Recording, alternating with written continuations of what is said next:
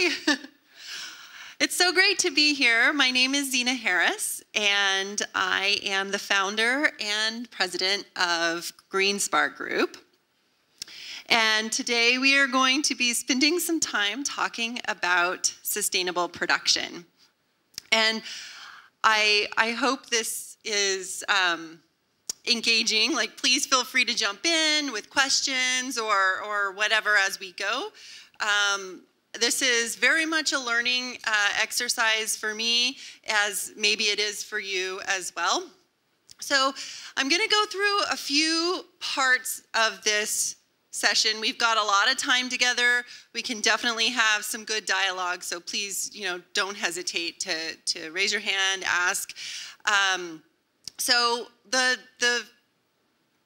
workshop will be divided into 4 parts: setting the stage, why are we doing this, and a roadmap and a few takeaways.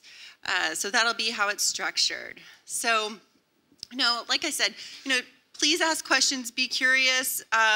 We're learning here.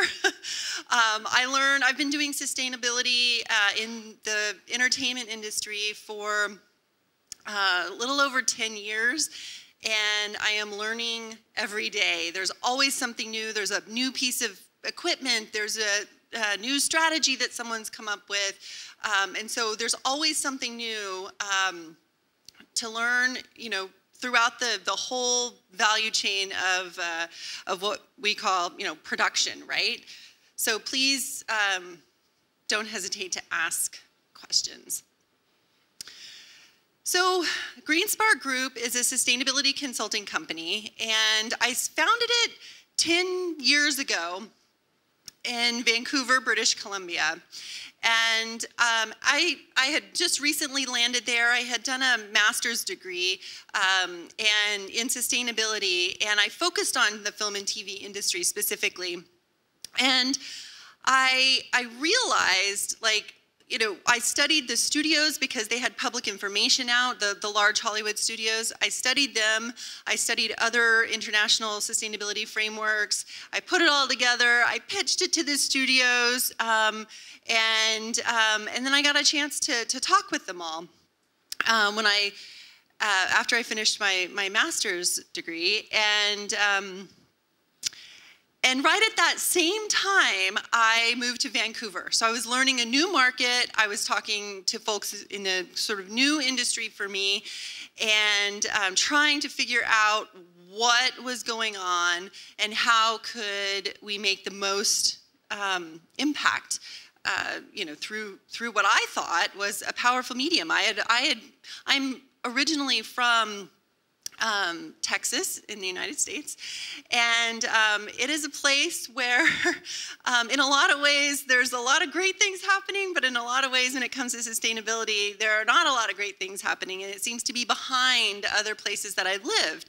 And so for me, what really drove me to get into sustainability in the first place was, how do I convince my family to adopt sustainable practices? So how was I going to think about sustainability and start to convince people in film and TV about sustainable practices? So this has kind of been a thread going through my life. So I moved to Vancouver, British Columbia. I started talking with the studios, and one of them said, hey, we've got a production that's about to start. It's called The X-Files. Do you want to work on that? And I said, of course I do. So I got my feet wet, trying to take what I had learned and what I had put together, the ideas that I had, and tried to implement them on that production. And it kind of turned out to be just such a big success story for the local Vancouver industry. So that was about 10 years ago, and I have tried to consistently bring people together, bring industry organizations together to create programs, work together, and try to accelerate sustainability within the industry. So within Vancouver, yes. Across Canada, yes. With the large studios, it's interesting. when I pitched my master's thesis to the studios, I was so wide-eyed and starry, and yay, I get to talk to Disney and people in the industry. And then it turns out they hired me to manage a group of 13 studio and streamers. For about 6 years, I managed that group. It's called the Sustainable Production Alliance, and I got to interact with them every single day and really learn their challenges and from that, the corporate perspective, and then work on productions to kind of figure out how to fill that gap. So these are some of the companies that we work with at GreenSpark Group. It ranges from broadcasters across North America, even in the UK and in Europe as well. And also companies throughout the supply chain, because I think that's very, very important, because we need to bring all of those kind of companies to, throughout the value chain together when we're talking about sustainable production. So we know that collaborations are powerful, and so we're really excited to be collaborating with India Greenset. And if you know, many of you sit in different, well, you're all sitting in different places in the industry, you know, producers, or maybe from a supplier or any other stakeholder in the industry. And so thinking about how to partner and collaborate, I think is a really powerful way to accelerate. We've seen it happen. We've got a model for it, and I use Vancouver a lot because one of the unique things about that industry is collaboration is kind of a natural thing for them. They want to work together, and I have not seen it so natural in other regions. And so I really value the opportunity and the way that local industry collaborates. And so I want to try and bring that message out to others. If there's a way to partner and collaborate with someone, please do, because you know, two minds, two ways of working is always good, and it's better than kind of going at it alone. So in this session, I'll talk about what's called a sustainability lens. I also want to bring up patterns that we see, the various impacts of climate change and production, resources, what to measure, and then communication and celebration. So these are kind of some touch points that we'll have throughout this next little while. So setting the stage. I'd like to, you know, people talk about sustainability a lot, and they use a lot of different words in and around that. These are a few just kind of thrown together, you know, like carbon neutral, sustainable production, carbon footprint, decarbonizing, you know, climate emergency. All of these words come together, and sometimes it just seems like there's so many different words, I don't even know what any of them mean, right? So do you guys feel that way sometimes? You hear a lot of different ways of talking about this, and you kind of sounds the same, right? Because, yeah, so I just want to talk about a few really quickly, because these are words that come up a lot. A lot of companies right now, at least in my space, are talking about decarbonizing. What does that mean? Removing activities that contribute to carbon emissions. Fossil fuels, right? Removing that from the equation. Now, a lot of companies are setting net zero targets. A lot of countries are setting net zero targets. What does it mean? So, completely negating the amount of greenhouse gases produced by human activity to be achieved by reducing emissions and implementing methods of absorbing carbon dioxide from the atmosphere. Blah, that's a mouthful. But all to say, taking carbon, negating the amount of carbon that you're using, right? Carbon neutral, what does that mean? That's actually kind of a controversial term, but it's making no net release of carbon dioxide into the atmosphere. And a lot of folks will achieve that by planting trees or doing some kind of offset, right? So that's where that's where the questions start to come in, because it can be quite complex. Has anybody heard of circular economy? Yeah? No? Okay.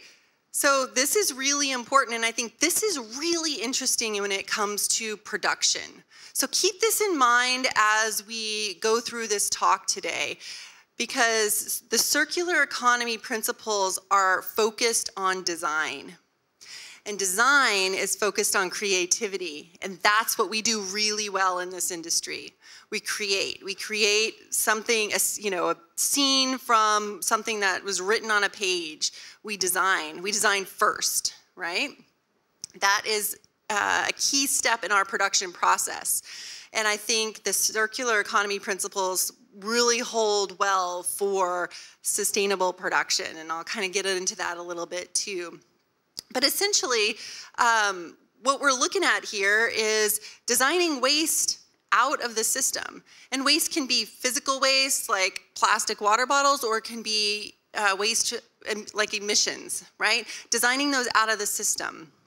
And keeping products, if you have a physical product, keeping those in use. Now maybe the product could be the same going through. We heard earlier, using like the same set over and over and over again. That is a fantastic way of employing the circular economy principles. But that product might change. It might change in its form, and that's okay. The point is that material is staying in the system. And then regenerating natural systems is also a key component. And one of the examples that comes to mind for me in the circular economy is compost. Do you guys know what compost is, right? Food decomposes and goes back into the soil and then like grows more stuff. That is a way to regenerate natural systems. That's a good example of that one. And we have food on set too. So, this is one of the interesting things about sustainable production, I think, is that if you pick, you look at any sector out there, we have a slice of it on a production, on a project, right?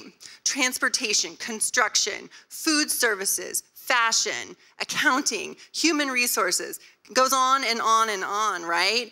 And you can think through how you want to do that within the context of production. So you can even take really interesting tidbits from other industries and fit them into the production process in some way, adapt for that. So what does sustainability and sustainable production mean to you? I have my definition, I'll show it in a minute, but I'd love to hear your thoughts and what these mean to you, because I find that people have different definitions, and that's okay, and that's kind of a source of power, if you will, of like motivation. You've got your definition of sustainability or sustainable production, and that's how you are going to start acting through that lens, if you will, on set or in your life. So does anybody want to toss out what they think? So interestingly, I'm a practicing Buddhist, and the organization I practice with, they speak about sustainable human behavior.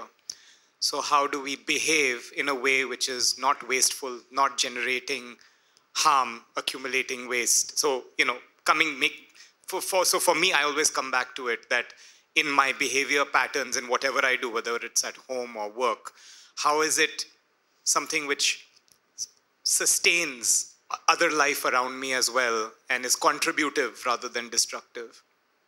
That's great. That's great. Yeah. Anybody else have a, guy in the back?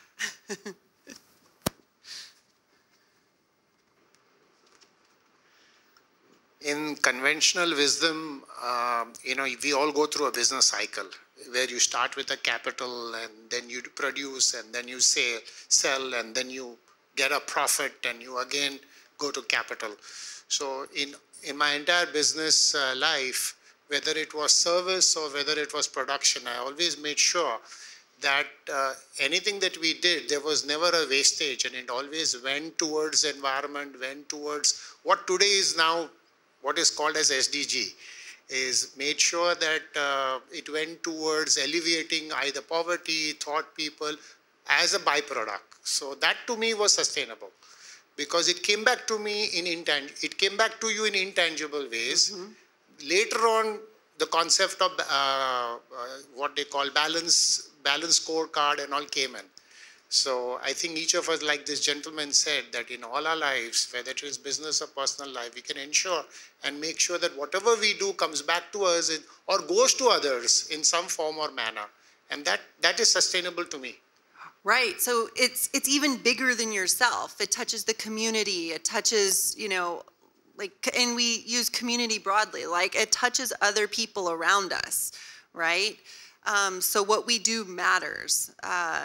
In personally and in the context of business, in the context of our business systems, it all matters beyond just what we're doing in the day-to-day, but in the community at large, right?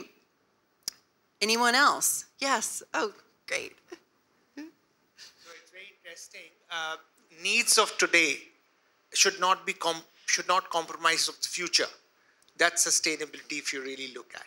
So, from that thinking, what we are consuming today, we should not consume so much that future will be compromised. That's the whole concept, what, she's talking about, the whole sustainability or circular economy, no wastage, and things of the future. So we have to calculate, and that's what the whole sustainability has. It has to be simple, because the panel also spoke about the simplicity of sustainability. There is no simple value of sustainability, but it should be, as he's talking about Buddhism, or we are talking about any religion or any faith we are talking about, we should be thinking about the future generation. That's what the sustainability is all about here. Yes. All right. And we have one more. I think personally that sustainability to me means being conscious about every day what I'm consuming, what I'm wearing, where it's coming from, and where it lands, whether it lands in the landfill. So I think, it also, if you see like the generation that we are in, where it's totally into fast consumerism, and, there are much more needs and wants than we ever had before. And it is impacting, and the natural resources that we have are very limited. And what happens is that, the population has gone so much, and at the same time, our needs have grown so much that we are putting a lot of pressure on the natural resources, which is very limited. So being conscious of the fact that whatever we are consuming in some way doesn't lead to much waste, but goes back into the system, which is what you mean by circular economy. So I think, of course, I run a startup which is into sustainability. So, but I think it's much more deeper than just on paper and, what's written out there. It's more being, at an individual level that you realize that, how deep it is. And if we follow it each day, whether it's in your kitchen or in your bedroom, in your bathroom, it's just everywhere. So, yeah, that's what it means to me. That's fantastic. Anyone else have any further thoughts on that? I think we've got quite a well-rounded sense of sustainability. Thank you all. Absolutely, yes and yes is the answer. And then sustainable production, when we think about that, when we think about sustainability and we apply it to production, which is a project, essentially, it's got a beginning, a middle, and an end. And we're thinking about all the systems in place on that. How do we take the concept of sustainability and apply it into this project setting? And that is kind of this idea of sustainable production. So in the broad sense, sustainability, it used to be thought of as 3 separate buckets, like 3 legs of a stool, these kinds of things where we had the economic side, the sort of governance side, and the environmental side, and these all came together. And then it was, you would see them nested, you would see them like overlapped and whatnot. But today we really think about it as nested all together. You can't have one without the other. It's all connected. And I think as we've heard definitions of sustainability today, it kind of, it's hard to be sustainable in one aspect of life and not sustainable in another. And I think that's where a lot of tension comes in when we start thinking about production, because I've heard time and time again the frustration from crew members where it's like, at home I do this, but when I come to work, I leave all of it at the door and I just create this completely just wasteful project, and they don't like that, and they're frustrated and they don't know what to do. So that's where I think if we can start talking about this as, you know, in a way where it's all connected, you know, we can't have a thriving society if we are not paying attention to what's going on with the planet, right? And we can't do that if we are suffering in other ways economically and whatnot, or you know, our governance is a mess and things like that. So we do really need to think about how it all connects and how it comes together. So in the context of sustainable production, for me, I've come up with this definition, but you know, please think through what it might mean for you. So I've say, you know, sustainable production ensures the long-term well-being of the crew and includes environmental and economic aspects that contribute to a thriving production. It's a little vague, but I'm trying to encompass a lot of aspects in that. I know that we cannot have a thriving industry if we do not have a thriving crew to make the industry possible. So I really want to focus on that component as well. I also know that we, you know, in the social side, we can't have a thriving industry if we do not have the license to operate in our communities, right? And film in our communities. I also know that we really can't have a thriving industry if we don't have places to shoot our projects, right? We don't have locations to go to, for example, or we're contributing unnecessarily to the harm of certain locations. This is a big deal for us in, well, I think everywhere around the world, the loss of environment for filming.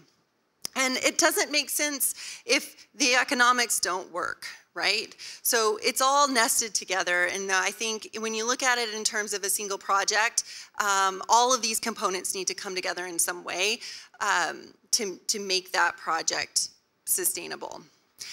For me, it is not doing one thing and then calling our production sustainable. For example, we heard about plastic water bottles or single-use plastic. I think it is a step towards sustainability, but it doesn't make the entire production sustainable if you don't use plastic water bottles, because you're also using other aspects. You know, you're creating other impacts as well. So the more we can think about it holistically, the better, I think. So that's my definition. Does anybody else want to throw out an idea of what sustainable production means to them?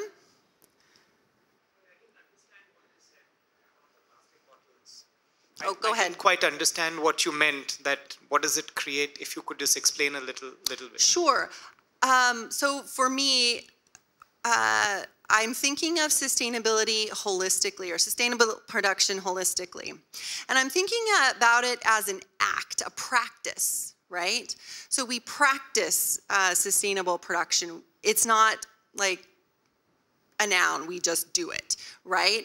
And so what I find a lot is productions will say, well, we did this one thing, therefore we are sustainable. And I say, that's not true, because you also did all of these other things that you didn't think about, and you know, maybe there's an opportunity to think through that in the future.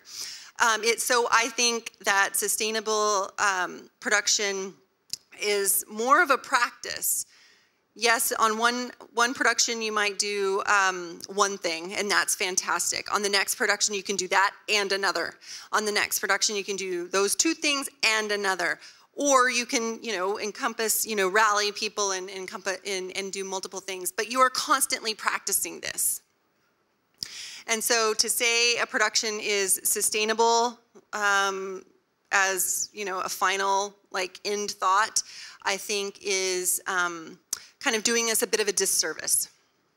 So for me, it's just a constant evolution, a constant practice, because the industry is evolving so quickly that we must keep evolving with it and doing more and thinking creatively and all of that as we go. So that's my definition of sustainable production. And I think it was mentioned earlier, thinking about the system, right? So production as a system. It's for me, thinking through integrating sustainability practices into the way we do business, right? So it's not a separate thing. It's not like, we are going to do what we do regardless of, when you're on production, you will have a rubbish bin, a waste bin, right? You just will. Now, you can decide if you want that to be separated into 3 bins or you just want the one. For example, you will have water on your set. You can decide how you get that water, in bulk or individual water bottles or, in paper cups or however, but you will have the water on the set. I mean, like, these things happen, like, these are part of the system, how we do business. But if we think about sustainability in with that, it's how we're choosing to act and produce that project. And that's how I think integrating sustainable practices and practicing makes more sense than just lumping it on as an extra thing that we might need an extra budget for. We really don't need an extra budget. It's incorporated in. So this leads me to the concept of adopting a sustainability lens. So we make 1 million decisions on production every day or in the lead up to production. And if we stop and think and be mindful about what we're about to choose and how what the consequences might be of that, we can choose a path that has less impact. So this is what I call adopting a sustainability lens. Every decision that is made, there can be a little question. You might pause for a moment and ask yourself if that's the most sustainable choice you could make. And it's okay if the answer is no sometimes. Like, we have to give ourselves a break. We're not always going to have the most sustainable option at our fingertips. But if we stop and think, we might find that there's some other possibility that isn't, that we can create, if we just, sit and think about it for a moment. And so that's a bit of mindfulness that I would love to implore as you go through the production process. It's just take a second. Every single decision, there's an opportunity to just think about options for reducing impact or engaging more positively with the community or with crew or any aspect of that. And economic savings will come. Like, there will be some aspect that makes sense economically. So to get into the practice of doing this, and maybe some of you are very practiced in doing this, but I just invite you to take a moment and maybe talk to someone next to you. You can raise your hand, talk to the room, but think of 3 decisions, any decisions. Tying your shoe, getting in the car, whatever the decision is. 3 decisions you've made today, completely random. And think about what the impacts associated with the decision was. And how might you have changed the outcome of the decision if you paused and thought for just a moment? It takes some practice, and I will go back to this word over and over again, but practicing this really helps. But think about 3 things today in the course of your day as you got up this morning.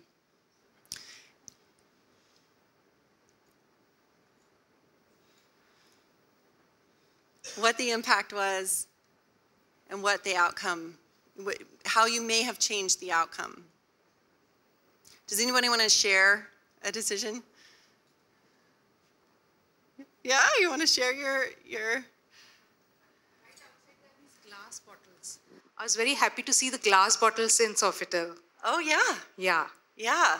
So I guess that they would be like, purified water.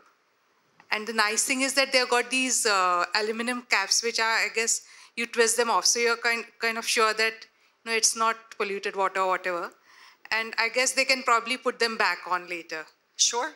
They can recycle the bottles. I think so, yeah. Yeah, so that's nice. Yeah, that's really great to see. That's really great.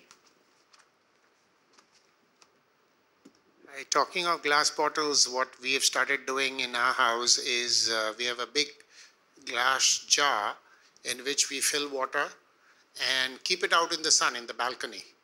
And from that bottle, each of us fill our own glass bottles. So we have done away with the so-called UV filters. So not only electricity, but the kind what they're using as filters is all environmentally, degrading the environment. So we started doing that. You get sunlight for free, and why not use it? So that's what we're doing. That's great. That's a great tip. Yeah, yeah. I mean, a decision could be, like for me, I got to the hotel this morning and I turned on the air conditioner. My room was really hot. I turned on the air conditioner. I turned it on for just a few minutes and then I turned it off again because I didn't want it to run too long. But I could have left it on. I could have left it on. I'm not going to be there. When I get back, my room's going to be so nice and cool.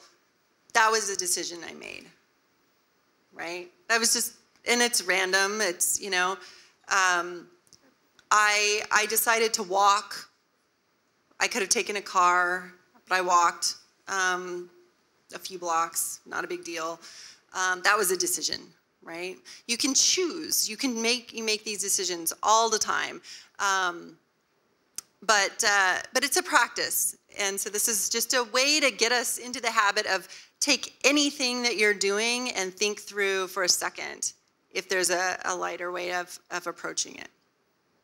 And this helps on production too, because if we get into the practice of doing it, the craziness of production, there's the biggest resource is time, right? And nobody has enough time.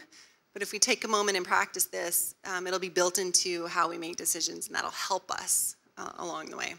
And this is a picture of a volt stack, and I also noticed that there's one right over there. So this one's in Vancouver, and the same piece of equipment sitting right over there. I think that's pretty cool. So you'll see more pictures of these things throughout. So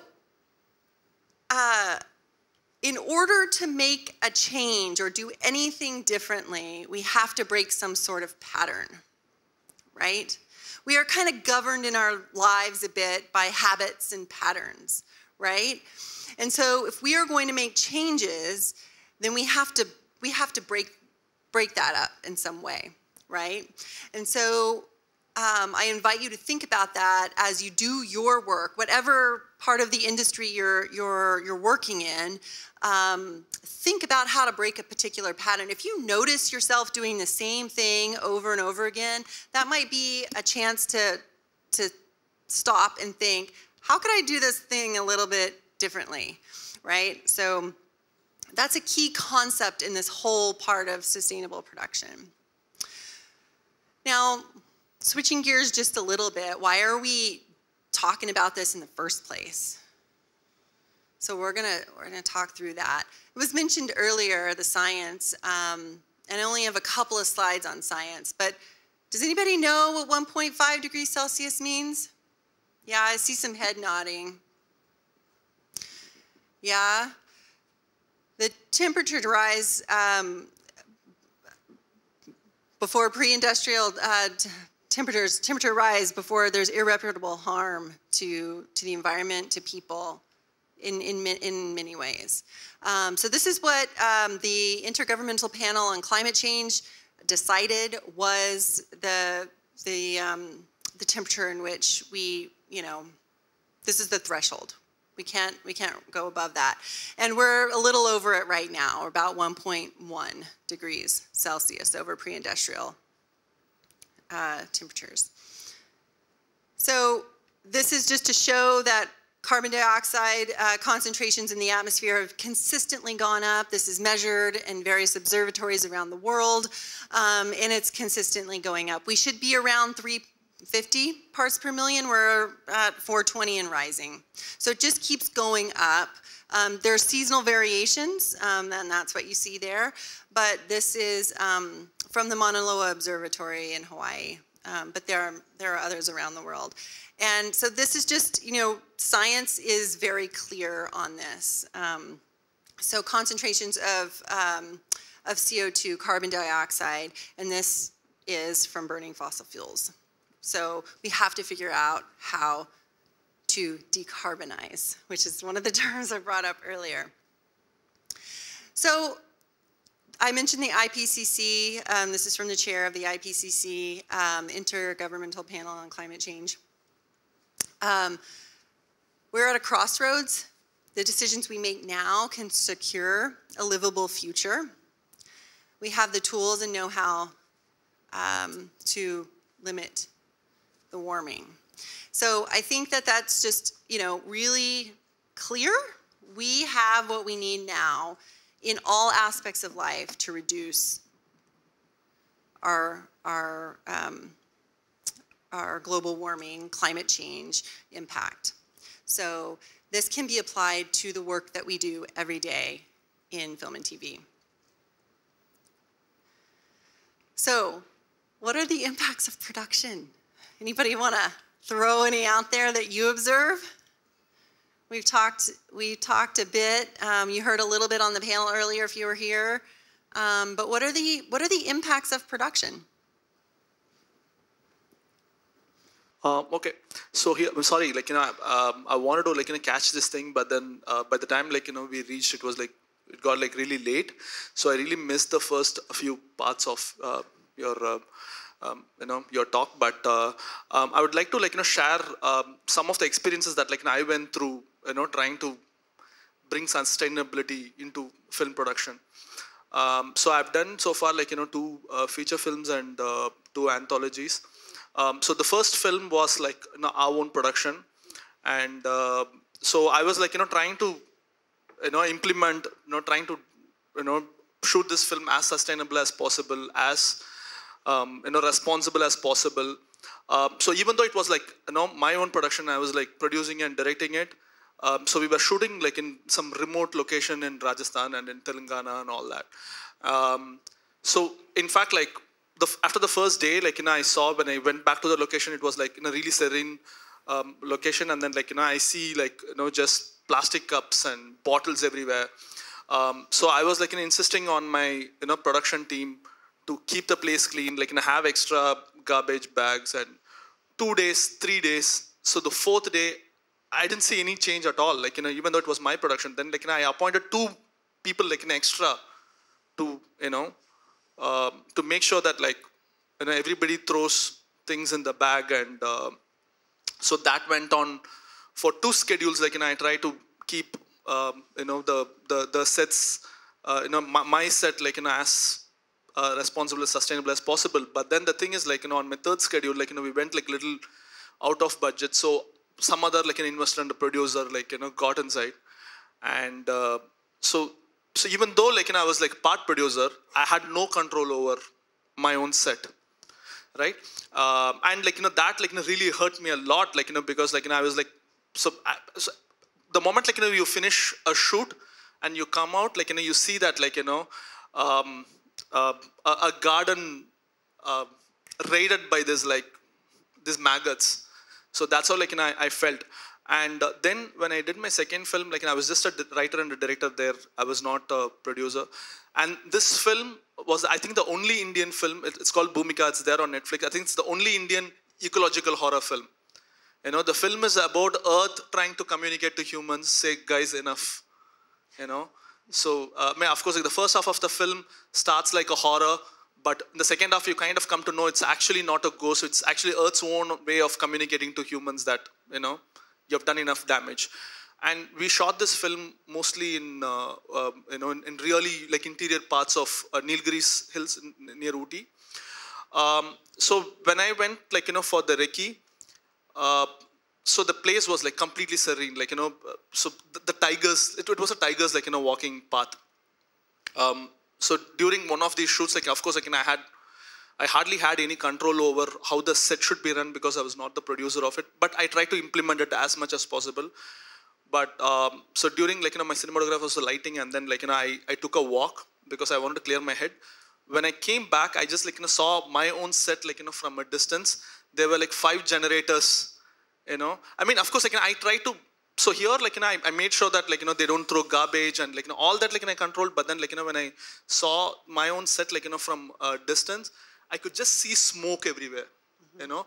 So, I mean, of course, like, I was trying to make a film about, you know, being responsible and not damaging Earth. And then I realized, like, you know, that's exactly what I was doing, you know, to that area. Because the same location 1 month back was, like, you know, completely serene. You could only, like, you know, hear birds chirping. And then now it's like completely, you know, polluted. Like, you know, all you see is, like, you know, just smokes of the generator, you know, vans and stuff. So at this point of time, I really, like, you know, gave up on, you know, on, and trying to do my best. Because the thing is, like, you know, of course, like, I mean, one thing, like, I understood is, like, you know, cinema is the most capitalistic form of art.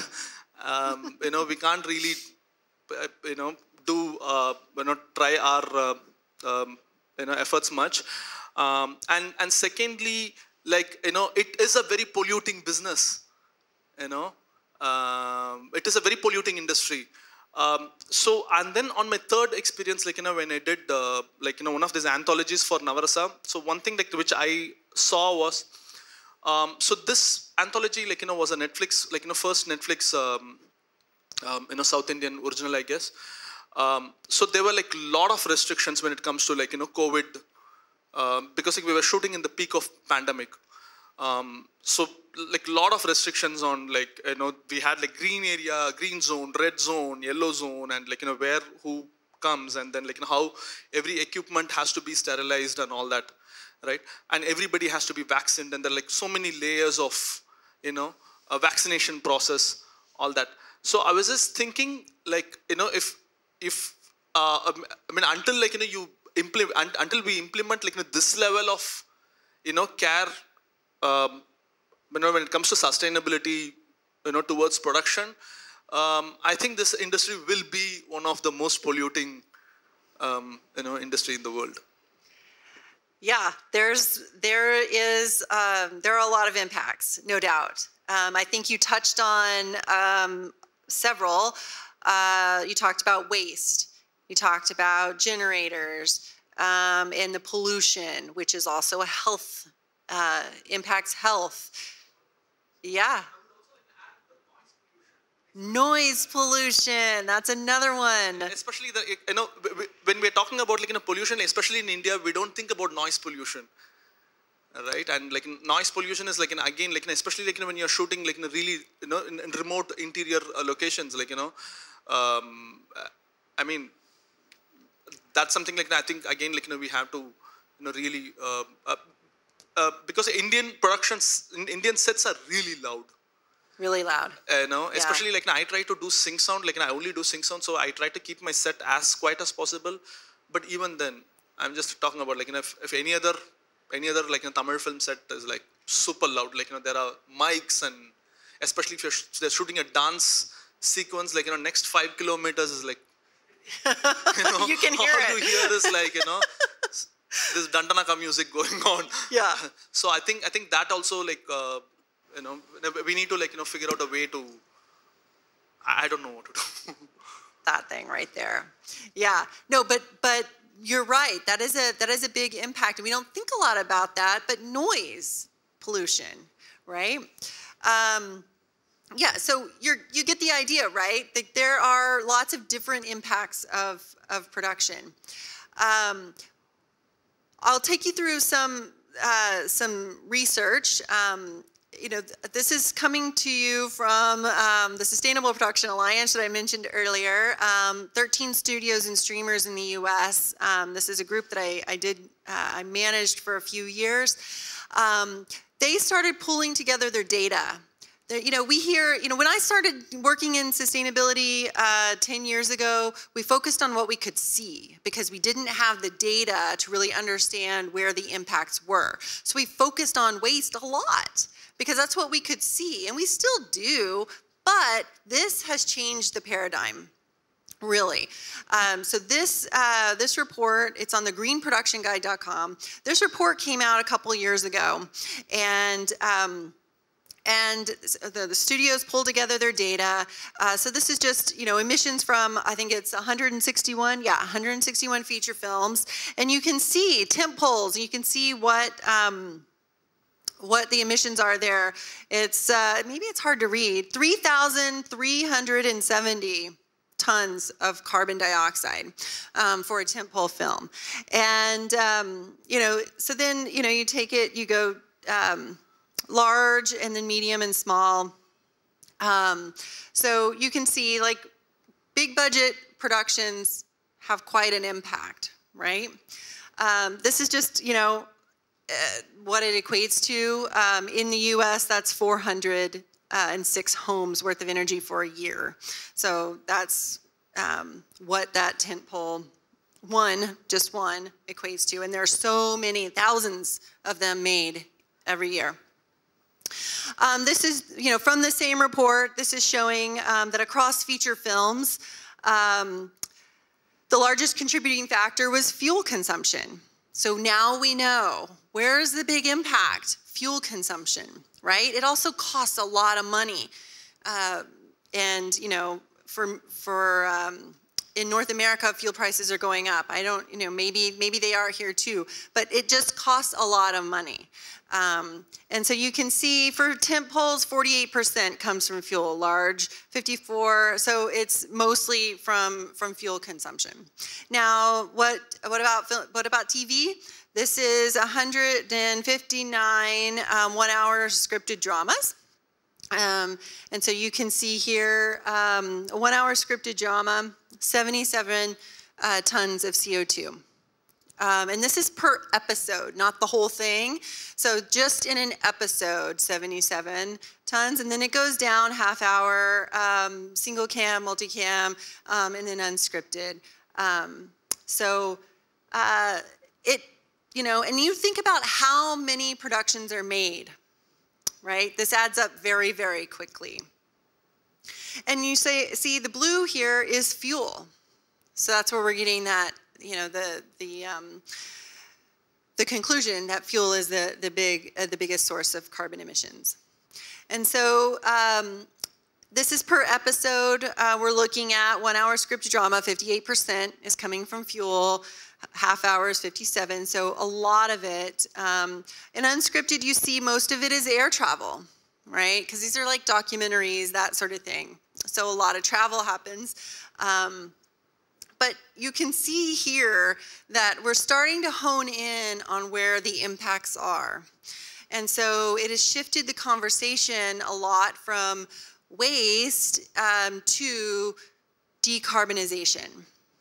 And large studios in the States are really focused on decarbonization and piloting equipment like that. I'm so glad we have this sitting here to point to.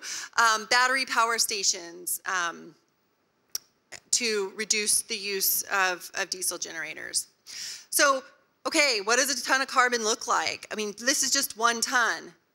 Quite big, right? So, 77 tons per episode. You get 77 of those things, right? 3,370 for a feature. That's a lot of bubbles like that, or balloons, big balloons, right? So it's not, we're talking about a lot here. And so impacts of production. I break it down into 2 categories because, there are so many things to think about when it comes to sustainability. So I like to try and keep it as simple as possible. What's your energy and what are your materials? That's it. What are we thinking about here in these two big buckets? Energy includes fuel and electricity, right? In order to power set, you need power, you need electricity, and how are you going to get that electricity, right? You're either going to bring a generator and make it, or you're going to plug into the grid, or you're going to use alternative power. You're going to use something to get electricity. And if that thing uses fuel, that's a big contributor. Also vehicles, of course, use fuel, right? So diesel generators, gas for vehicles, jet fuel, obviously. So this is the highest bucket right here that we know of. And I will say that the data hasn't been collected on all the materials yet and all the embodied carbon. So next year or the next 2 years, when we start getting more of an idea of all of the embodied carbon in the materials, we might switch the conversation back to waste. So stay tuned on that, because we don't know yet what the impact of all that waste is, or all the materials that are coming onto our sets. So, so there might be a shift in conversation as we get more data on that. But the other bucket is materials. It's what we're using in the process. It's what we're using in construction, in set deck, in every department. You've got materials coming on into the system, right? You're purchasing or whatever. They're coming into the system. We're using them, and then a lot of times we're disposing of them. That is very linear. And that is unsustainable, right? And this is where I, think back to that circular economy model. Things that come into the system should stay in the system, right? So things that come into production should stay in production in some way, whether it goes to, reuse within your production over and over on a series, for example, maybe goes to another production, or if there's a way to keep it in the system in a different form, like breaking down that set and reusing the wood to build something new. You're still using the same wood, it's just in a different form, right? Things like that. And there are so many really interesting and creative ways, but that's the material bucket. And we're thinking, like you can think as far down or far upstream as you want, or as far downstream as you want, but it's all encompassed in this material category. Does that make sense? Yeah? So 2 buckets, pretty simple, right? You're really thinking about energy and materials. Okay, so fuel is used in generators, right? We know this, we see it. It's also on, generators on trucks, right? And in vehicles. That smoke that you mentioned, yeah, we see it all the time. And this is, next to an intake valve for air condition for a studio. So it's pumping right in to the soundstage. Great. Great, that's exactly what we want. So, you can't get away from this. It's there. Now we have to figure out what to do about it, right? So what are the solutions? Well, that thing right there is a battery power station. It's interesting, Portable Electric that makes this, they started about 10 years ago as well in Vancouver, same city where I started Green Spark Group. And I went down, I heard of this guy, his name is Mark. I heard of this guy who's making these batteries in a box, and I heard he was at a maker lab space, kind of, just tinkering around with this thing. I went over there, he's in the back with a couple of guys making one of these, and I saw it, I'm like, my gosh. Like, this is going to be big. Like, this is like, we'll be able to use this on set, no problem. And I literally would haul it in the back of my car to set to have folks just play around with it. And lifting this thing and getting it in my car, it's kind of funny. But that's how folks got introduced. They would go take them out to sets. I would take them out to set, and I would meet in the parking lot, like, let's just exchange real quick and get this thing in the car. And that's how we started trialing these things. And 10 years later, they're all over the world. A couple are here. And they've, there's the whole market. Many other companies have started making these battery power stations, and bigger ones too, right? Because now we see what they can do and how we want to grow them or have more capacity in them. So that's clearly an alternative to generators. It's a way to take time off the generator. Other options, plugging in. The more electrical infrastructure we have, the easier it is to just plug right into the grid instead of bringing a generator, right? If there are some aspect of production that you can plug in, great, go for it. And these are a couple of examples in Vancouver, just taking a look. This is just a map of charging stations, looking those up as well. Like, thinking creatively about where to find this information, right? I think is part of it. Here's more battery power stations. This is in the subway in New York, sitting in the back of the van. There's just, like you said, there's no emissions, there's no noise. You can bring this thing right up to, Video Village and just park it right there and plug right in, things like that. So it's creative solutions to these things. It also allows for decentralization of power. We don't have to have everything plugged into a generator. We can have multiple battery packs around and plugging in different aspects of production. So these are just all ways of being creative with this new technology. And of course, electric vehicles are becoming more and more of a thing. It is important, though, to ramp up infrastructure as well as supply of these vehicles. But do you guys see a lot of electric vehicles around here?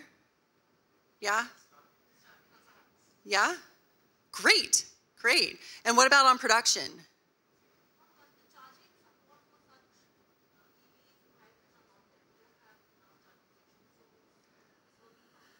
Work in progress.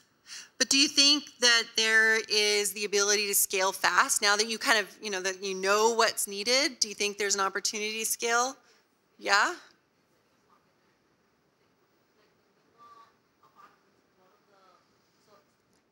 A lot of the service stations, the fuel service stations, they are getting these charging stations installed on the property. And of course, this is a wider conversation that ideally EV vehicles should have batteries that you can take out, hand over a new set, so that you're not wasting, standing for 4 hours to charge a set of batteries. Of course, it's new technology and one is working towards that. But yeah, it's a huge opportunity. Yeah, yeah. And a lot of ways to be creative with that. Like you said, taking out batteries, putting them in, that kind of thing. That's really interesting. We don't do that right now, at least that I'm aware of, but that could happen. Even with these battery power stations, using them for a few hours and then swapping them out, that kind of thing, depending on the situation. Yes, in the back. Go ahead. Hi. Actually, the wall stack which is down there, it's from our company, Avasha, and we have been in touch with most of the production houses. Putting this on the show, obviously this is a drop in the ocean for them at this moment, but yes, it's a scalability in the production. When it will be here because we are also with a local company now going to manufacture gen sets which are of a larger capacity of 75, 125. There is currently in India, we do not have a full-scale 250 gen set of electric battery supply, but yes, we are looking at 75 kVA and 125 kVA, which takes about 3 to 4 months to build one. And we are in talks with some of the manufacturing company, which we've already done our MOU with. Coming back to the EV sector of the vehicles in the film industry, we did speak to some production houses. If everyone agrees over here from the film industry, you guys would be using mostly Innova, which is the most viable vehicle, which is a 7-seater capacity and plus has a back space. So in India, we do not have that, the electric batteries cars. If they do, I think MG is one of the car, but that is quite expensive. And no film production would pay me that rent for today. We have spoken with some of the EV cars dealers. They have already tied up with us, one of the cars. They gave me a rate. I forwarded to the production. It was very difficult for me to manage because they said, but this is only 4-seaters, including the driver, it's only 3 people going to sit in. I said, if you're looking at EV at this moment in India, we do not have the capacity of an Innova 7-seater vehicle. So it will take time for the companies in India, the car companies to, revolutionize till that stage. At this moment, we can afford to give you these cars, but I'm not sure if it's viable for the production, as 7-seaters are not available with that kind of daily rate that you all pay, to the service industry. So if you all increase your rate, your budget, yes, we can do that with those cars. So money is a constraint. The sector that you're talking about, EV vehicles, is again limited to your usage. So we have to look sustainability. As you say, sustainability comes with cost. Yeah, we all know that it will impact in our pockets. But then in the long run, that's the future, which will also build up for our generation, future generation, our kids. So we want to see a better life for them. We do it now, and this is the time we all work towards it. Yeah, and to that, yeah, props to that guy. He's getting this whole thing spun up with batteries and EVs and whatnot. That's fantastic. Key to that, I think, and I think I heard you say, is you're supplying to what folks are demanding. Is that? But as the capacity of 7-seater is not available in India, and if it's there, there's one vehicle, but then the production does not pay us that rate. They expect us to give them the diesel rate car, what is right now approximately about 3,200. We cannot serve you with that with a battery packed vehicle, and it cannot give you a 7-seater capacity. So you need to understand the market is not built yet for that. So how do we produce that?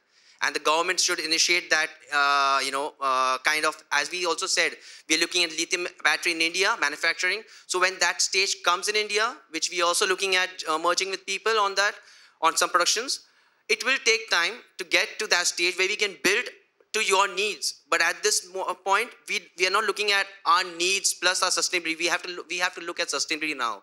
Because as I said, our future generation would require that for us. And they will question us, what did you do for us tomorrow?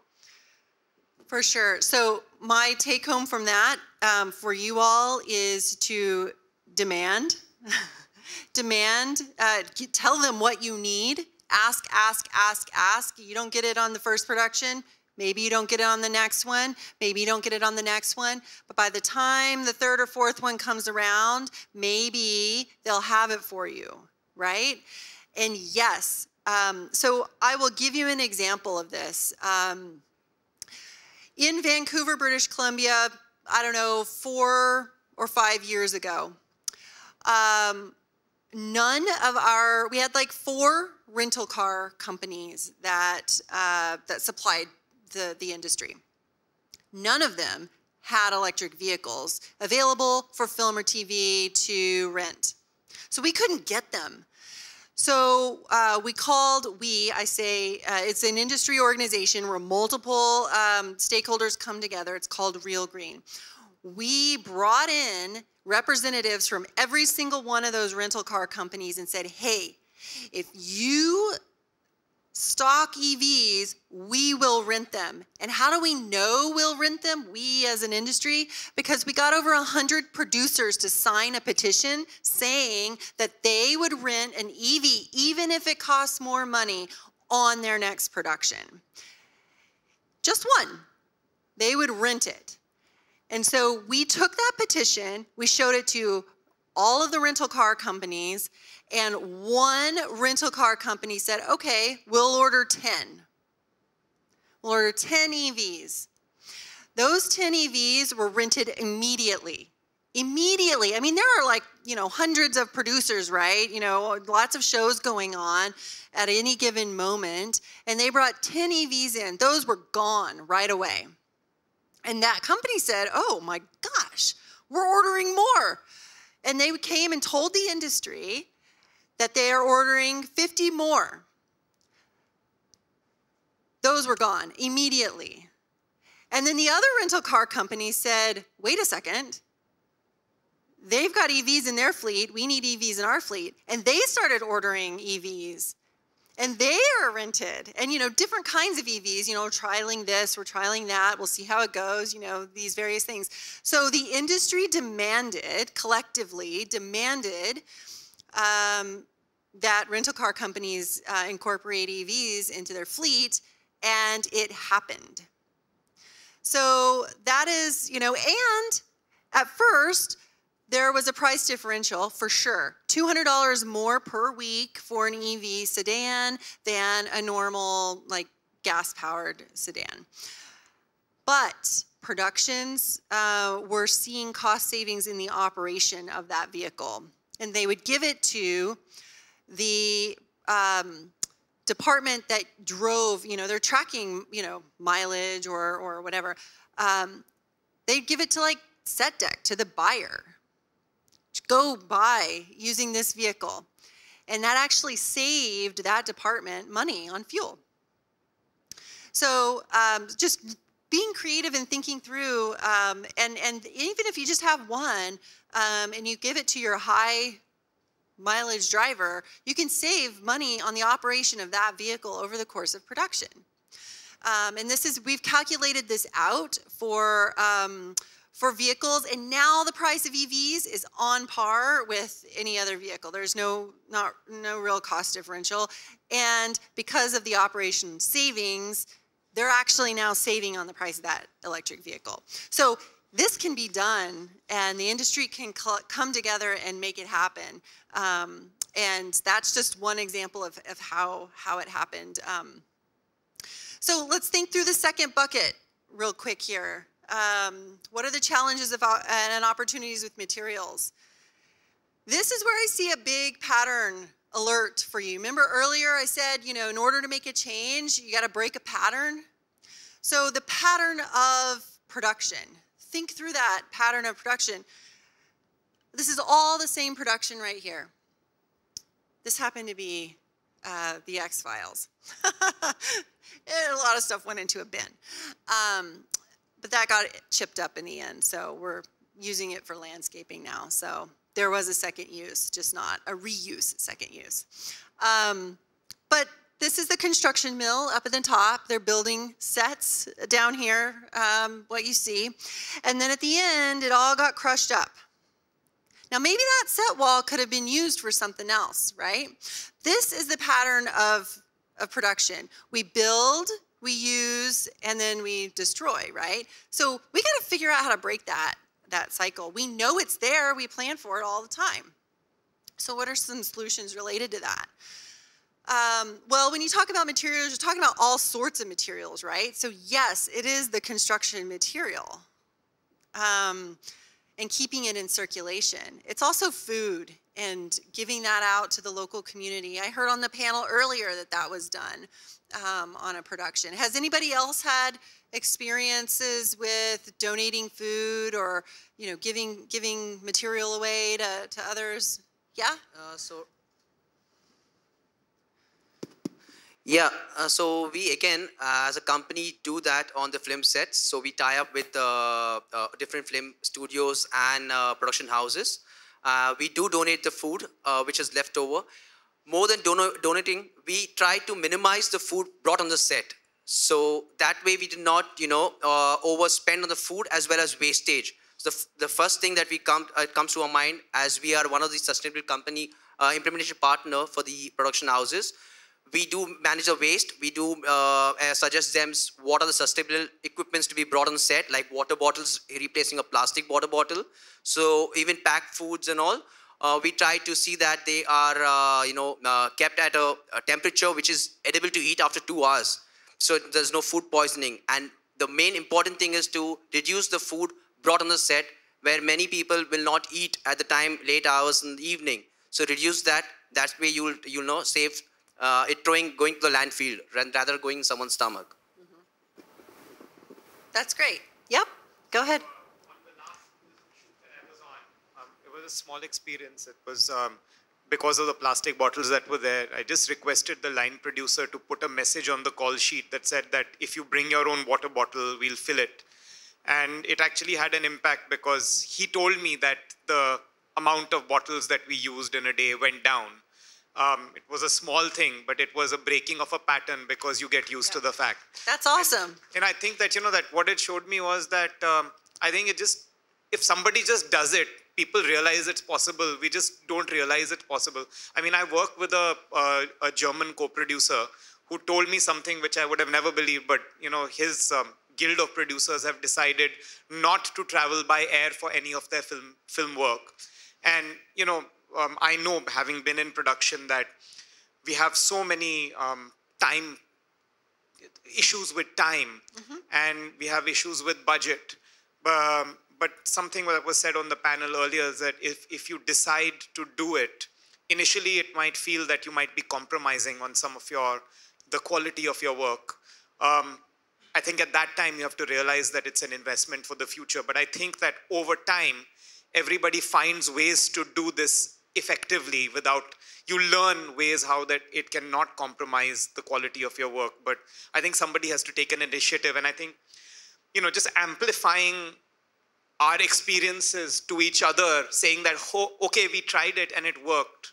I mean, I've heard a talk where somebody said that if each person in this room decided to use a bamboo toothbrush for the rest of their lives, imagine the big pile of plastic that would not be plastic, would be bamboo anymore. And you just think about it, and suddenly many people make a change. So I think it's very important to share these stories. I don't know if we have platforms where these stories are shared. And I think that there's so many things that we've spoken about today, which I think so many of us will go and implement on our sets as well. Completely agree. Yep. We have one here and then one in the back. Go ahead. And when we were shooting our documentary, so consciously we made this choice, and still as well, like we don't print a lot of material. We circulate on the phone and all, because we really very much against of using paper, like wasting paper basically. And I don't know how many of you relate to this, but I have actually seen, I worked with DFF, Directorate of Film Festival, NFDC, these organizations, when we have this film bazaar and film festivals, so they print a lot of material. And after the material, even in some time in private and government organizations also, lot of printed material, like they keep it like this only because it's a year thing. Year is mentioned. So it goes waste. So to, make those material, how much trees are getting cut, and, these sort of things are really bad.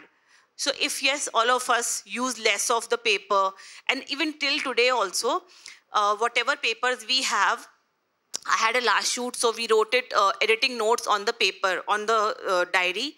So I wrote it with the pencil, and I still have an eraser. If I want to write something, I erase that and I write again the next thing. So it's maybe I'm kind of using, saving 1 or 2 pages. But if everyone does, so I think we can do something.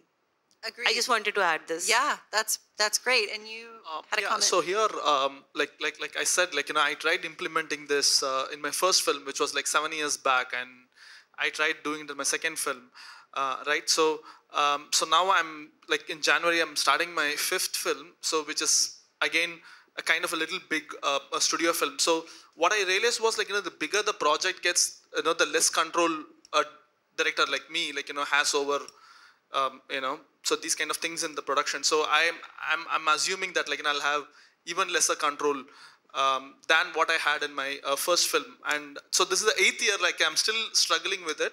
And whenever I bring this topic to any producer, I mean, why are we talking this? We have a lot of important things to do, like a hero's dates and, the equipment rentals and what not. So then I feel, I mean, at least in my film industry, Tamil film industry, I'm the only person who's been talking like this. And then if this pattern continues 1 or 2 films, I'm going to be really bored and continue with my work. So there should be more filmmakers like, should be like joining like a movement, right? So then, like, let's say, like, there are two or three more filmmakers, like, who raise voice, then the producers are going to hear it, like, So otherwise, I don't know, like, I mean, so apart from me, like, I'm not hearing any other producer or director, is even like concerned about all these things. Yeah, of course, like when Bhumika, when they watch the movie, said, yeah, I really feel like, what you mean, and like, Mother Earth and all that. And then, of course, like, they're going to go to the next set and do the same, right? Yeah. Yeah. So that's a pattern. You see it, the pattern of production, and this is, this is an opportunity to think through how to break the pattern. Yep, go ahead. Just to take off from your experience and you calling for help, like the saying goes in all industries that unless there is a regulation, people don't want to follow it. Okay? And check the money trail. Okay, who's funding all of this? And if you can somehow influence, so we're working on a project where we talk about certification. That if your production is certified that you are user-friendly or you're following certain kind of sustainable practices, then you score points. And basis those points, every other permission comes to you. Whether it's a government permission, you will get a discount for that day's shoot. The financier who comes to you gives you points to it. So this is what we are working for the long term.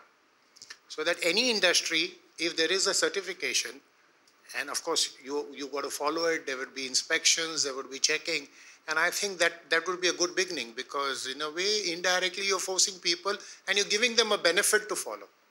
You're showing them a benefit right up front. Even before you start working, your production starts, you're scoring points. That's great. And to build on that, you mentioned the financier. There's even an example in Canada. One of the big national funders is Telefilm Canada, and they now said they will not fund unless a sustainability plan is submitted in the application. So you have to submit a plan, and you have to work. They went through the budget template and showed you where you could integrate like aspects of sustainability. So they're giving a tool to like think through the budget as well as submitting the sustainability plan so that you can then get money from them. So that's, in contracts, from financiers, from the government, from, large companies, like it really is a multi-pronged approach, even down to the producer, the production, and how they want to run that job, right? So it does come from a lot of different angles, and I think we probably need all of them to be working simultaneously to really get the ball rolling. So here's just an example. This was 10 days. So I worked on this was from Apple TV, a production called Extrapolations. And we had 10 days down here in India. And the thing about, these are just a few things that were implemented on Extrapolations, but crew training was really important for the entire production. So I trained over 150 crew members. It was based in New York. We were in New York. I trained 150 crew members. We had an online course that folks went through as well. So about 60 crew members did that as well. And then communication, as you mentioned, like call sheets and any kind of communication. One of the cool things that they did was send out an email daily with some kind of sustainability news, just broadly speaking, like what's going on in the world, right? Just to get people thinking beyond, the task at hand every day. And then reusables was a thing. Minimal printing on that one. We didn't do a lot of printing here. Everyone was, a lot of people were local, a few people flew in. Carpool was encouraged, no idling, vegetarian food. These are all practices that, again, you've got to keep at it. Reusable water bottles, as you see there. But this was the data from the 10 days, 6.2 metric tons of CO2 in 10 days. This was 10% of our production's carbon footprint, just in the 10 days we were here. So it doesn't sound, 10% doesn't sound like a lot, but it kind of, you know, it seemed like a lot. A lot of it came from fuel, the travel and transport category. So it was fuel here. So we're trying to measure more and more. How many of you are measuring your production's carbon footprint? We see one in the back. Or know of any productions that are measuring? Not a lot, right? A couple here have done it or know of some. So this is important so we can start really honing in on what we need to do. And it gives us kind of, you know, it's like part of the story, right? Like it helps us talk about this when we're talking about what the impact is. Here's just a material reuse example. It was a really big one. 99% of the sets from 3 feature films filmed kind of simultaneously were donated. That was 288 tons of materials. It was one of the largest material reuse efforts in, I don't know if ever, but like in Vancouver for sure. It was on par with having the construction department disassemble and essentially bin.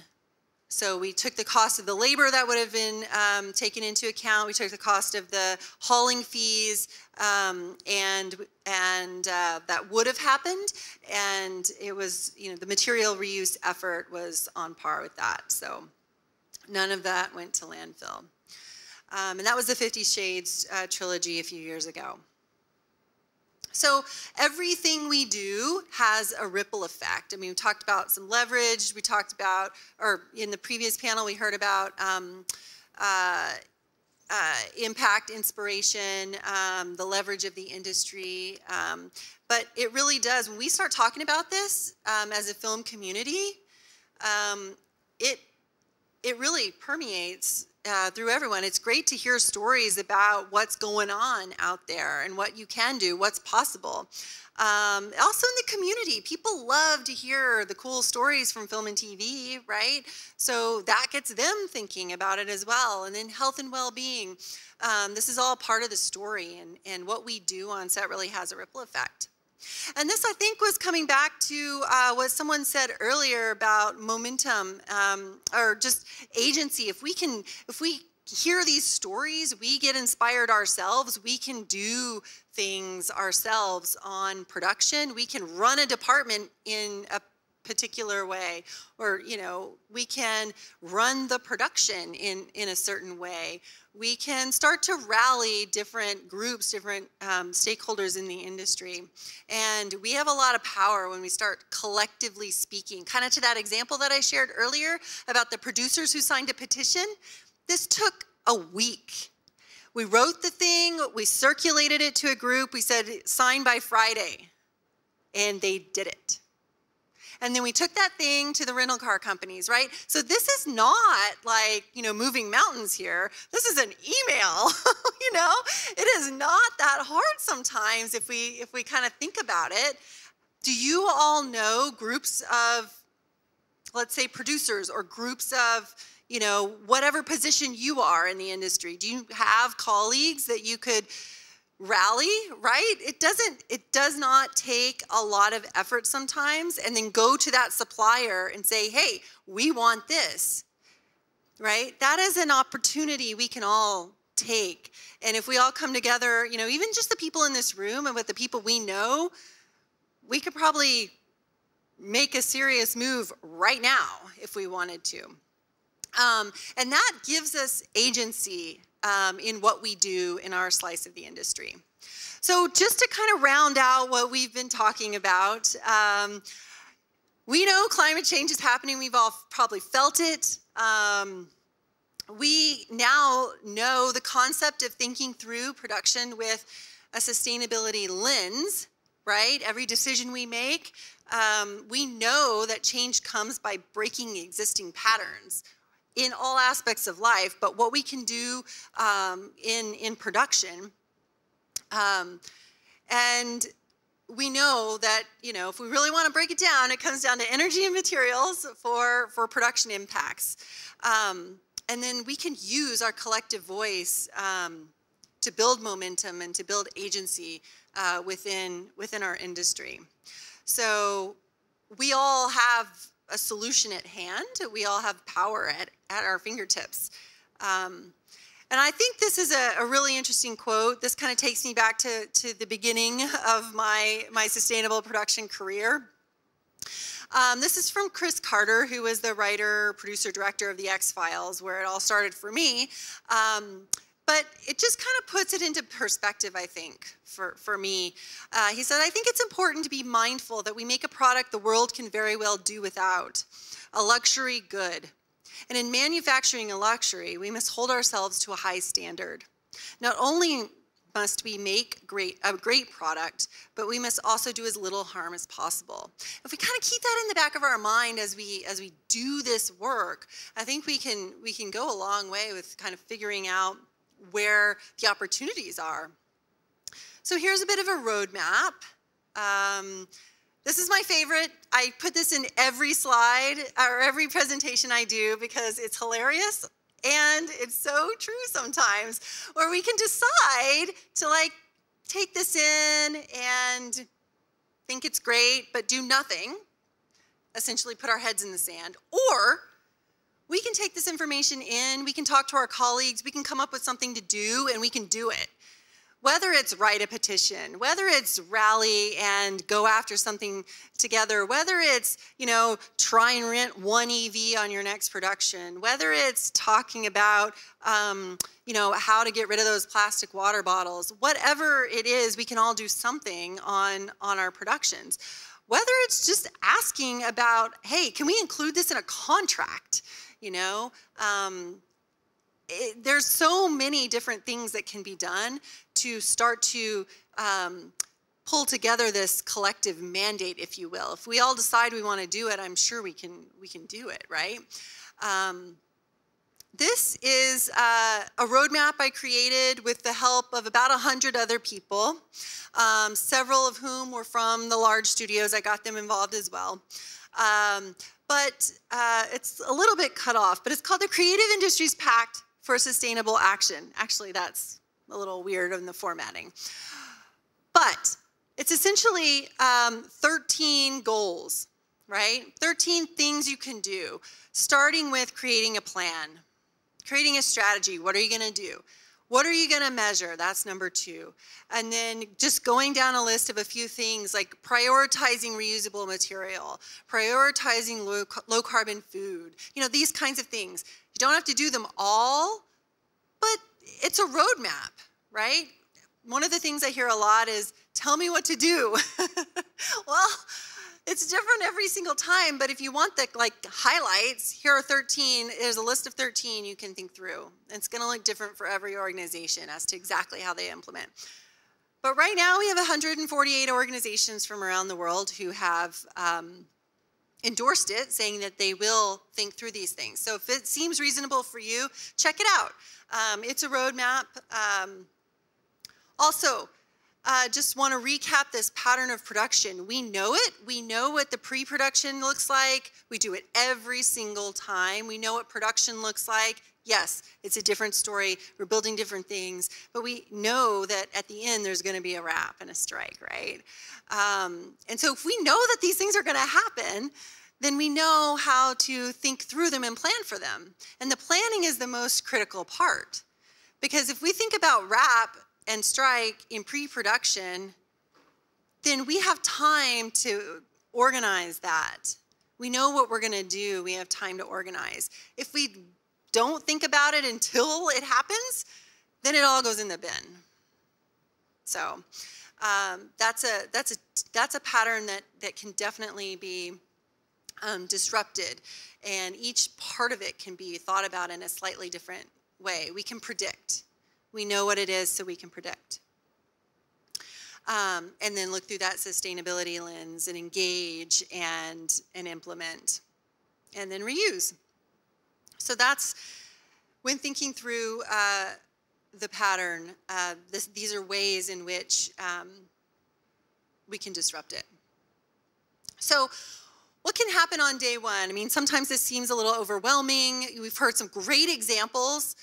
Here are some ideas, but does anybody have, like, what has been something that's worked for you on day one? What is something that, you know, when you mention it, people get excited? Does anybody have a tip on, you know, how to kickstart sustainability on production? Anybody? Yep, go ahead. Again, it was like when we started with the production houses, or it could be a movie, or what we do is a movie or even a show. Before we get starting, you know, the ball rolling, we used to have the talks with all the HODs, you know. So the director, the producer, the co-producer, the teams used to be in the office, and everyone, right from the light department, the transport vendor, the lifting, hoisting guys, they used to all be there, all the HODs. So everything was told to them, and down during that conversation, it was, you know, slideshows was presented to them, and later on we did tell them that this has to be passed on to your next in line. So things on the set will be following as this protocols. So if anyone breaks it, you know, goes through this, they will have to face the consequence by the director or producer, whatever the lines agreements are. So that way, each and every HOD knew what they were involved in, you know. So that used to be not on the contract, but mutually we used to talk about it. To just add up to Lambert, what did he said just now, we also encouraged everyone showing the data. So what CO2 they have emitted, what CO2 we have preserved, like showing the data encouraged everyone on the onboarding calls as well. Yeah. Just to wrap up, you know, we had done almost 5 projects. Around the 5 projects which had implemented sustainability, we've offsetted nearly 5 tons of CO2. That's exactly 5 balls, you know, what you've just seen around that. Yes, yes. That's great. That's great. Any other ideas for early pre-production, day one? What can you do? I've got a list. If you can't think of anything, take a picture of this list. Engage, right? Talk about it with who you're going to be making this project with, right? With funders. Staff up. Make sure when you are hiring people, have the conversation during onboarding. Set the expectation, right? Hey, did you know this is going to be a sustainable production? We're going to do these things. I'd love to hear your ideas. Welcome to production, right? Call a meeting with the production team. And when I say call a meeting, I don't mean like sustainability gets like 2 minutes in a production meeting. I mean, you have a sustainability or sustainable production concept meeting early on. Let's read the script. Let's think through it. Let's break it down with the sustainability lens. Early on, and those HODs are contributing to that. Whoever you've got on as your designer contributes to that, right? What are your ideas? How are we going to build this thing with sustainability in mind, right?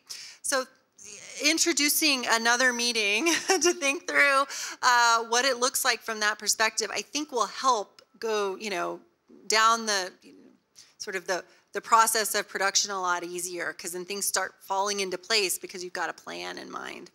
Accountability is pretty key. We go in with the best intentions, but then things get busy and things then fall by the wayside.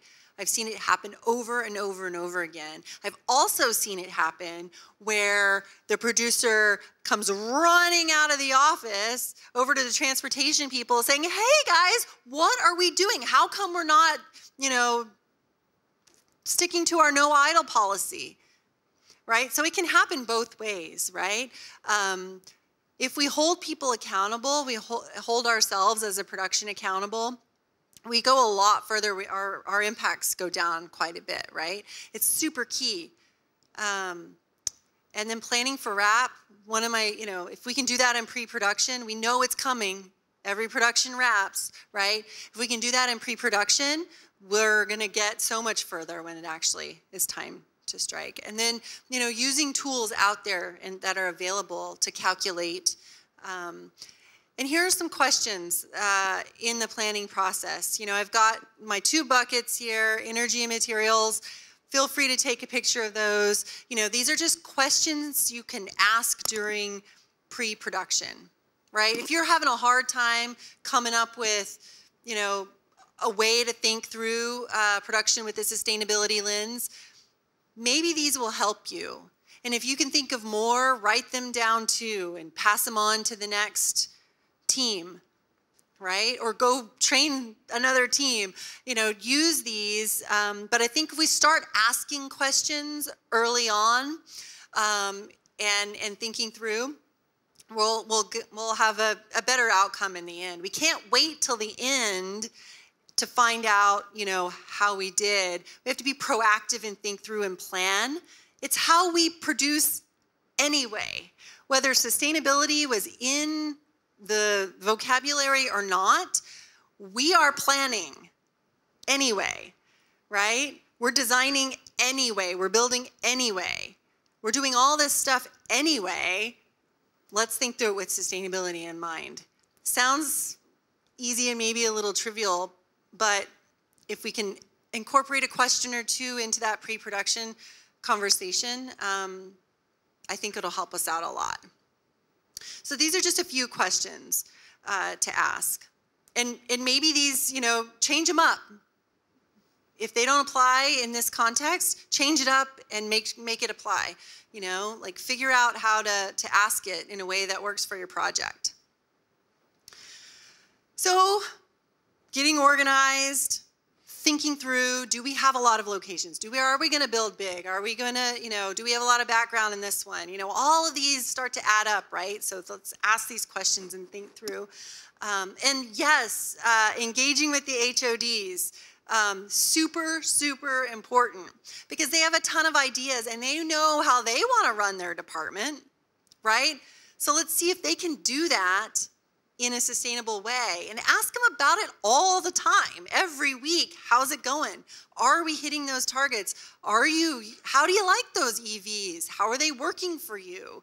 Do we need to give them to another person? Do we need to change out some stuff? Can we adapt as we go? We're not used to doing that on production sometimes, but we can, if we talk about this enough, maybe we can start to break that sort of consistent pattern of this person's stuck with this vehicle the entire production, so it is what it is.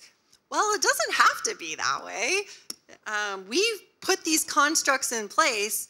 We can undo them if we want, right? So this is just an example of when you have a plan, you can reduce your impacts, right? So we go back to the data and sort of the story that data tells. By incorporating EVs, this production reduced fuel consumption by 10%. There was a 20% reduction in utilities by installing solar panels on the studio roof. Now, that's a big job. It takes a lot of time to do that kind of thing. But, if you can use alternative energy, it does reduce utilities sometimes. 30% reduction in air travel. These are all conscious decisions that are made, right? So it seems, I've sort of mentioned it a few times, but engaging with folks is really, really important. You've all had an opportunity to hear some stories from each other, but think about who you're going to talk to next about this. What group do you want to influence? Maybe you are on production right now, and you can take something back or ask a couple of questions and think through how you want to do things on your set.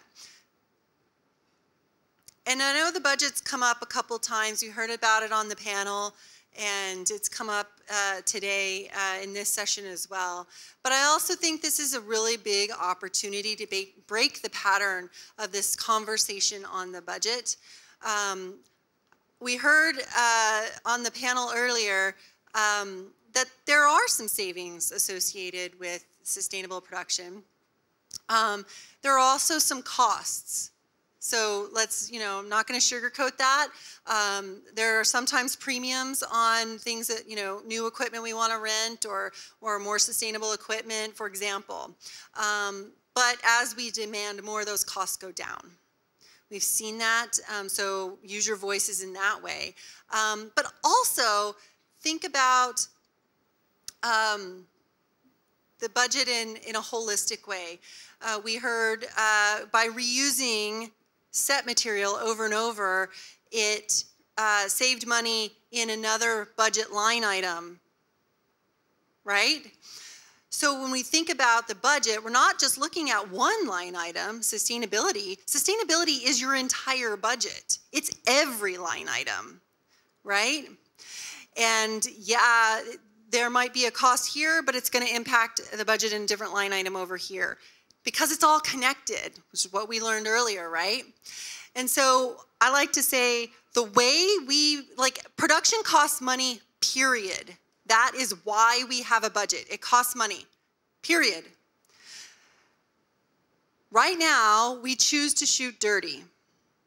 We can choose to shoot clean. How we use the money we already have is what we're talking about here. Now, maybe it's not every single thing, but if it's some things, that's going to make a difference, right? So we have the budget that we have. So in some aspects, the way we currently do things is not sustainable, right? We know that. That's why we're talking about this. That's why this session exists. So, so we can choose to use our money in a different way. So this is where the whole creativity, thinking about how to reduce, and thinking about things in a sustainability lens, how you use your money makes a big difference. So, if we can shift how we're talking about budget, if it's always like, oh my gosh, I don't have this budget, then we're never going to have the budget. But if we say, we've got this budget, now what? Then we can use it for good. Does that make sense? Right? So we can use it in a way that gets us toward our goal. Yes, to make the production, to make the project, right? To put the content on the screen. But how we do it is what we're talking about here. So like I said, there are cost differences. Some practices cost less, some are cost neutral, and some cost more. But if we're thinking about this all in a holistic way, we're going to see that in different budget categories, so we really need to be thinking about the entire budget. And I don't know about you, but working on production is problem solving every day, all the time, right? We already do this in the nature of the work. So if we incorporate sustainability, a sustainable lens, we're going to be problem solving in that vein. Maybe it makes us feel better. Maybe it makes us feel more connected. Maybe it makes us feel like we're doing something that's bigger than ourselves, right? So we're already problem solving. Let's do that with sustainability in mind. So now what? This sounds great. I know it's easy for me to stand up here and say, yay, do this. But I hope, you've heard from different people here, some success stories, some challenges. This can be done. This can be done right now. My thing is rally the crew, right? Talk to the people who are working on your production and see what's going on, see what the ideas they have. There's a struggle out there. There's a tension between, values, what they do at home and what they do at work. I've heard it. Maybe that makes sense for your crew as well, right? Ask them. Ask for ideas. And like I said, state the intention. If we're going to have a sustainable production, everyone needs to know about that. We state it. We talk about it. We bring it up at meetings. It's part of what we do. We hold ourselves accountable. We are going to continue to implement. You know, when we have more people engaged and working together, that's camaraderie. That's what we're doing to make the project anyway, right? We are working together as a team to make this project. And when thinking through these actions, you know, these practices that we want to practice, I think it helps to know that we're doing it together as a team, as crew. And then encourage and get feedback. So in a nutshell, we're talking about planning. We're talking about sustainability. Don't let it just be one of those things that just is on the side, but really incorporating it in, integrate it into everything. Every meeting, what's going on with those practices that you wanted to do, right? Ask those questions. And all the time, not just like the 2 minutes that somebody might get at the beginning of production. Has anybody done that? Has anybody like, hey, I want to talk about sustainability, and someone says, okay, you have 2 minutes at the top of the production meeting. Has anybody experienced that? Yes, you have. It's always like 2 minutes. And I'm thinking, your entire production is supposed to be thinking, you know, like, how do you just get 2 minutes? I've been told that so many times. Oh, great, Zena, great. You get 2 minutes at the top of the production meeting. And I'm thinking, yay, go team. So, you know, this is really everything, right? It's every decision. And that's why I kind of want to introduce that concept of the sustainability lens, because we're never going to solve it in 2 minutes. You're not going to have a sustainable production in 2 minutes, right? So this is just an all-the-time kind of activity and thought process, every decision with that sustainability lens. And these are the things that are typically measured. I don't want to leave out the measurement here. Some of the studios, maybe you've produced for a large studio and they're asking for this. This is becoming more and more of a thing. So, so measuring the production's carbon footprint is something that's coming down the pipeline. If you haven't done it yet, if you haven't been asked for data yet, I'm sure it's coming.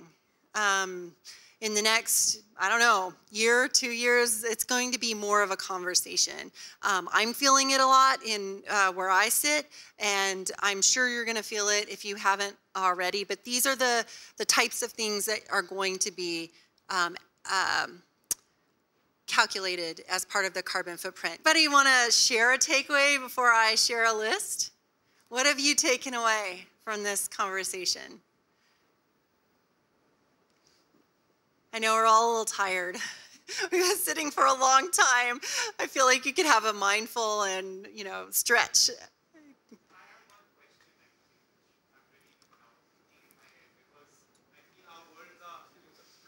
Our worlds are full of people who only give us 2 minutes to talk about sustainability, not just in our productions, but maybe in our families as well. You know, like when I was a child, I used to take a lot of trains.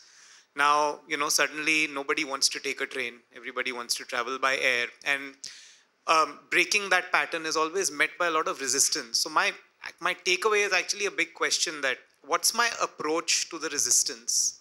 You know, because sometimes a violent or a aggressive approach to the resistance sometimes doesn't break the pattern. It just creates more tension. And, you know, that conversation also needs to be sustainable. It needs to carry people with. So, you know, I really wanted to ask you, because you said that you began by thinking about how to change the way that your family thought, or people in Texas thought. Yeah. So do share some of that, because I think we'll all need it somewhere, you know? Yeah, I hear you. I hear you. I wish I had a solid answer for you. I am still trying to break through, if you will, to my family. I'm going to be perfectly honest with you. I think that part of the process is when when someone doesn't understand something, they fall back on what they know and they dig into what they know. They know it works and they're going to dig in. Or they say they understand so that they don't feel, I don't know, like out of the loop or whatever, even if they don't, right? And so it's hard sometimes to have a conversation with someone and, have them really engaged in what you're saying. So with production, I think it helps when it comes from the top. I really see that. I see that I have been on productions that are about the environment, and the producer didn't care. And so I knew from day one we were not going to get as far as we could on the production, because when transportation coordinator would call up to get that EV approved and it was denied, even though the studio told us, the production company told us we are using EVs across the board, the person who controlled the money said no, and it was not granted. And so these are things that it is very difficult sometimes. You can rally people, but if the people on top don't endorse the effort, don't endorse just the conversation, just the basic conversation, it's hard to get somewhere sometimes. So I think, finding people who will listen, finding people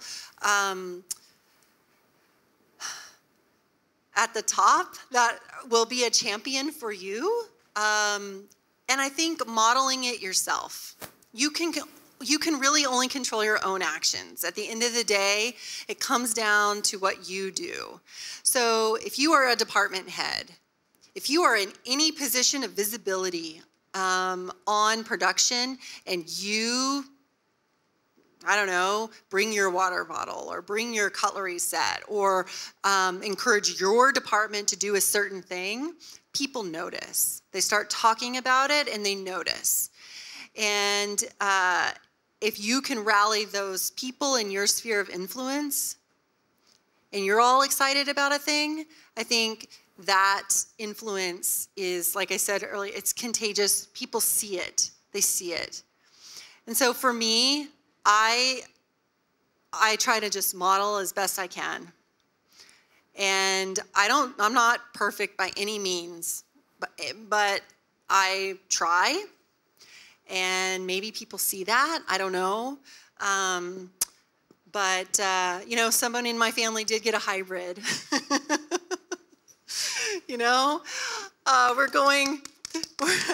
We're going to visit. I know. We're going to visit, and I rented an EV. So when I show up at their house in a few weeks for U.S. Thanksgiving, I'm going to be showing up in an electric vehicle. And I'm going to let them all drive it. You go have fun with that thing. Come back and tell me what you think. So things like that, but you can really control yourself. And so if you can be a model and if you can find people to have conversations with and to have your back, I think that's really important. Somebody have your back, that goes a long way, right? It gives us confidence. Thank you. It's a long answer that doesn't really have a specific. I'm sorry about that. No, I wish I could give you that, but all right. Anybody else have anything? We have just a few minutes left.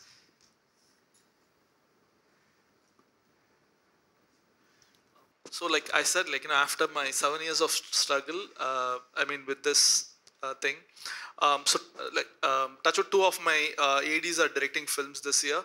And one of them I've carried my madness, and he's implementing, he's trying to implement, he just finished his film.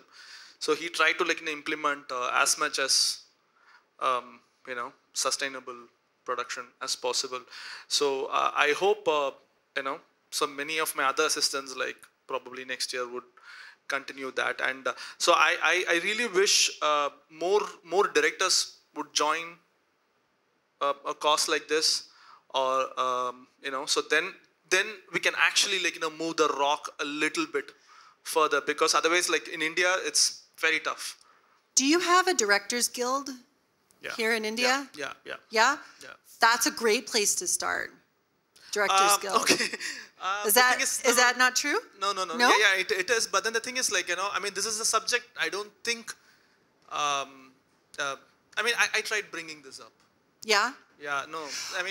It's not a subject that at least in South India, they really care so much about. So probably because the state that I'm coming in, the topic that they actually care more about is oh, we need Kaveri water.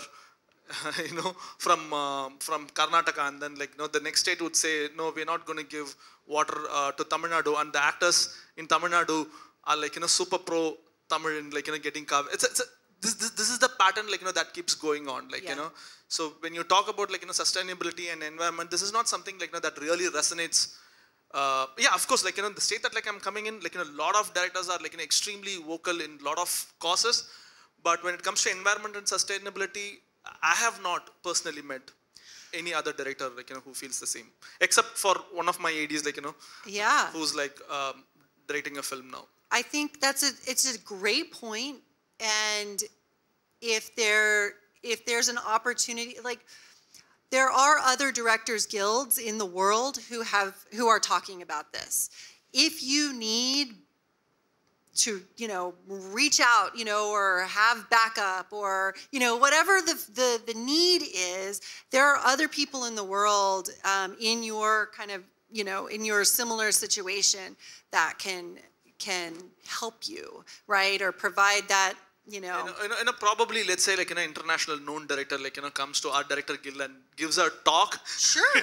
Probably that'll have more impact. And also I'm thinking, so this is something that I'm trying to seduce my star of the film to join, is also so when the stars one of them become a champion of this cause, then it makes a lot of sense. Let's say he or she decides to cut down 2% of their salary.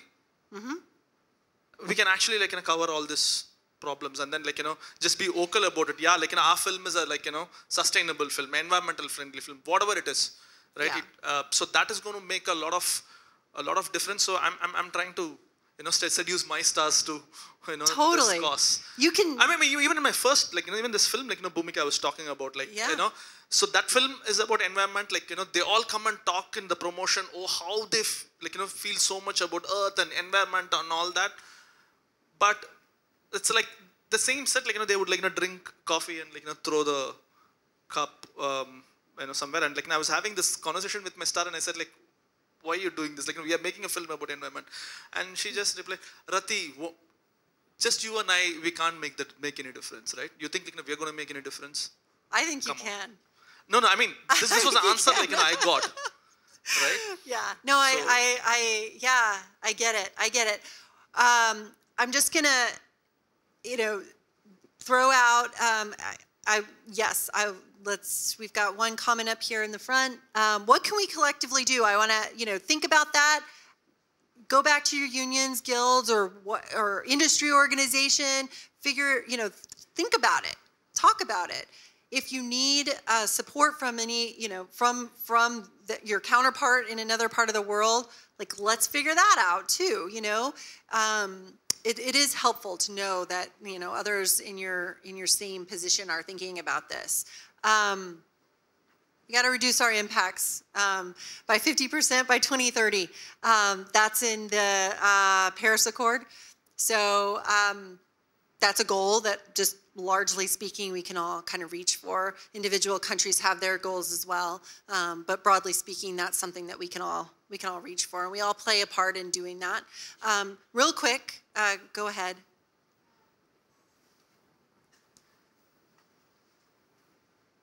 So I was thinking that a lot of the companies you worked with, like Netflix or Amazon and all these companies, they're also producing in India. So if there could be some kind of connection with that, that would really work very well.